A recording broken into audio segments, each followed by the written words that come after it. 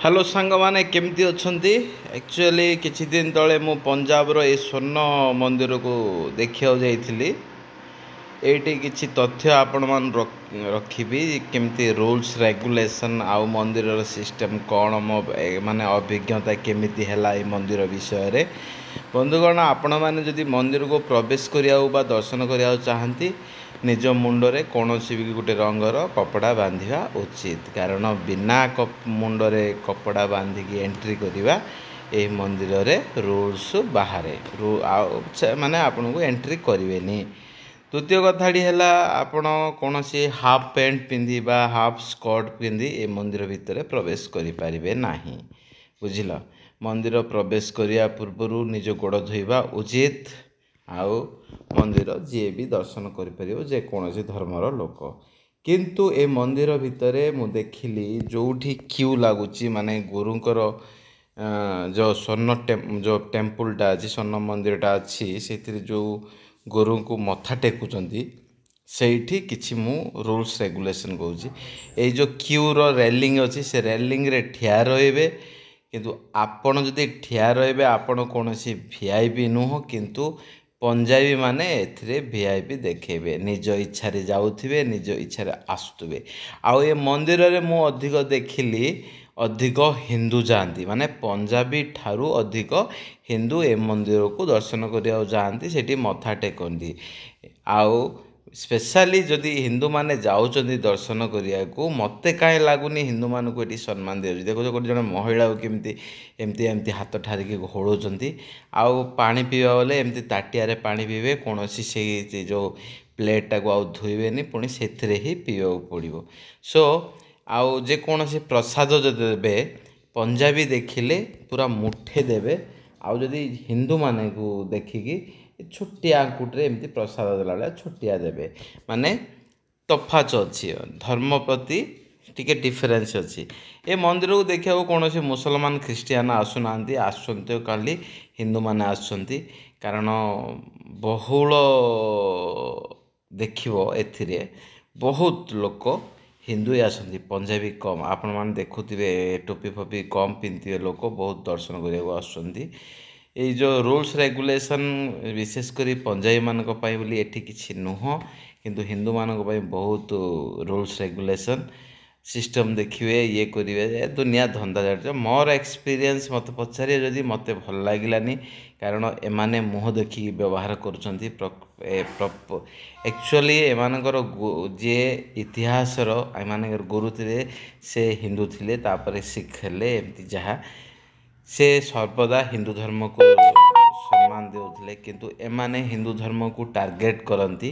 बुझिल, मु जहाँ देखिली विशेषकर जो रूम रे जो खाइबा दौरान जो लंगर लगुच से कौन सी पंजाबी जदि ताकू खाइबा मागती ताकू 2टा रुटी दियंती, बा से मागियो बोले 3टा रुटी दौरान। किंतु कौन सी हिंदू जदि रुटी मागिले पाट्रे मागिले दियंतीनी, भिक मागिला बेले हाथ जोड़िकी मागिले रुटी दियंती, गोटे रुटी गोटे पाखरु 2टा रुटी दियंतीनी, खाइले देवी बोली कहती। खाइला दे पर जेतबेले खाइबेनी कि सेतबेलକୁ एमाने झाड़ू मार दियंती, माने लोकटी बसथिले भी ताकू जबरदस्ती झाड़ू मार दियंती। आउ ए जिनसटा मते बहुत खराब लागिला। आ मु मोर हिंदू भाई भौणी मानू कहबी, दयाकरी निजर जदि आत्मसम्मान अच्छी एभली लोकों मैनेजमेंट को मंदिर को जीवा अनुचित। गुरु साहेब आम पाई बहुत सम्माननीय, नो कंप्रोमाइज से, किंतु ए माने जो मेंटेनेंस करछंती एमानकर मन भितर खाली विष भरी जाइछि। से माने पूरा खालिस्तानी मेंटालिटी रो एमाने सबुबले हिंदू घृणा करछंती। गुरु साहेबंकर पुओ को जी जो मुसलमान मारिचंती से मुसलमान को एमाने प्रेम करती। आ गुरु साहेब को सर्वदा श्रेष्ठ मानुवा हिंदू मान को एमाने हिंदू मान को घृणा करछंती। सो आमे सर्वदा आमे सम्मान करिबा गुरु साहेब को, किंतु एभली मानसिकता थिबा लोक मान को आमे ग्रहणीय नुह। तेणुक बर्तमान जदि आप स्वर्ण मंदिर जाऊँगी ताहले ए सब इनसल्ट जदि सहिबाकू चाहती ताहले जाहांतु। मु कहबी स्वर्ण मंदिर जाआंतुनी, कारण सेठारे वर्तमान ମାନେ ଖାଲିସ୍ତାନୀ ମେଣ୍ଟାଲିଟିର ଲୋକମାନେ ବହୁତ ଅଧିକ ଅଛନ୍ତି। ଆଉ ମାନେ ଆପଣ ଯିବେ ବିଭିନ୍ନ ପ୍ରକାର ହଇରାଣ ହେବାକୁ ହରକତ ହେବାକୁ ପଡ଼ିବ।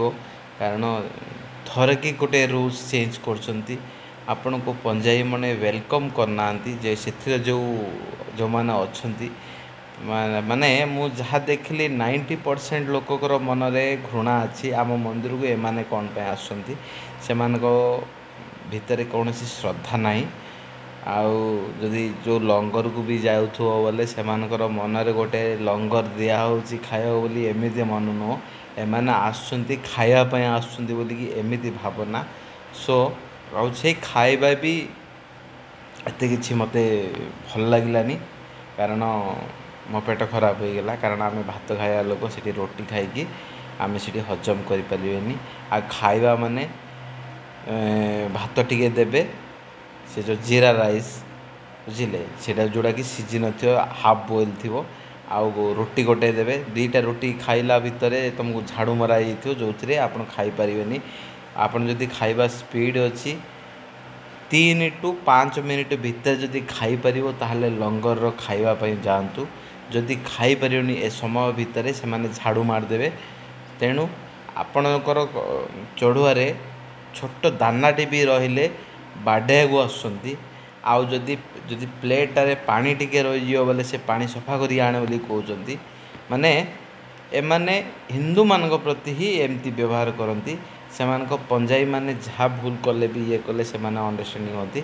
ହିନ୍ଦୁମାନଙ୍କୁ ଏମାନେ ଟାର୍ଗେଟ୍ କରନ୍ତି। ଆଉ ଯଦି ମୁଁ କହିବି, ଯଦି ଆପଣ ହିନ୍ଦୁ, ଆପଣଙ୍କର ଆତ୍ମସମ୍ମାନ ଅଛି, ଦୟାକରି ଯାଆନ୍ତୁନି ସ୍ୱର୍ଣ୍ଣ ମନ୍ଦିର। ଏଇଠି ହିନ୍ଦୁମାନଙ୍କୁ ଇନସଲ୍ଟ କରାଯାଏ। ଜୟ ଶ୍ରୀରାମ।